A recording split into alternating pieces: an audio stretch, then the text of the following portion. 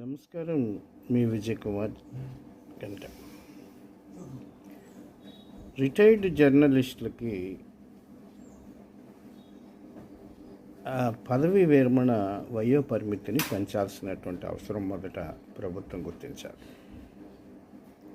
ఈ విషయాన్ని అనేక మంది మీడియా మిత్రులు మర్చిపోతున్నారు.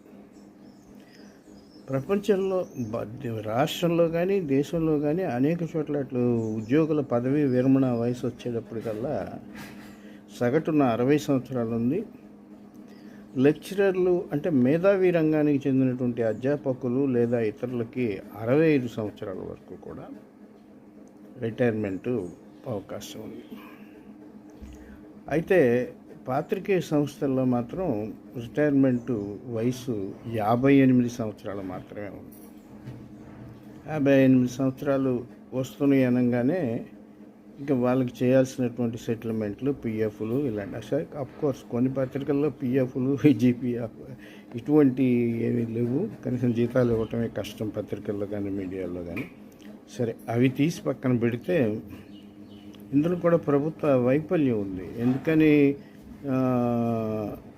వసూళ్ళు చేయట్లేదు, వాళ్ళకు ఒక శాలరీని ఫిక్స్ చేసిన తర్వాత అవి చెల్లించట్లేదు అనే దాని మీద ప్రభుత్వం సరైనటువంటి శ్రద్ధ పెట్టకపోవడం. ఒక ప్రభుత్వం అనగానే ఈ ప్రభుత్వం అని కాదు, అన్ని ప్రభుత్వాలు దేశవ్యాప్తంగా ఇది. అయితే కేరళ, పశ్చిమ బెంగాల్ ఎక్కడైతే లెఫ్టిస్ట్ పార్టీలు ఉన్నాయో, అధికారంలో ఉండేవో ఉన్నాయో, అట్లాగే కొన్ని రాష్ట్రాలు దగ్గర ఒక 15 రాష్ట్రాల వరకు కూడా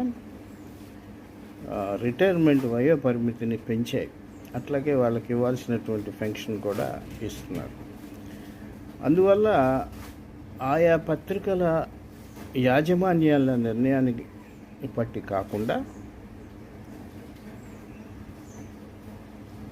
కనీస వయో పరిమితిని 65 సంవత్సరాలు చేయటం వల్ల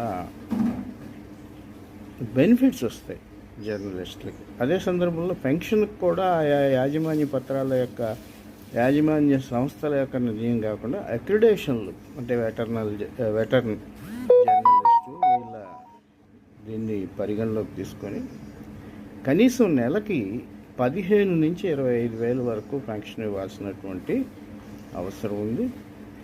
జర్నలిస్టుల రిటైర్మెంట్ వయసు పెంచడంతో పాటు వారికి దగ్గర 15 నుంచి 25 వేల వరకు పెన్షన్ నెలకి ఇచ్చే విధంగా చర్యలు తీసుకోవాల్సినటువంటి అవసరం ఉంది.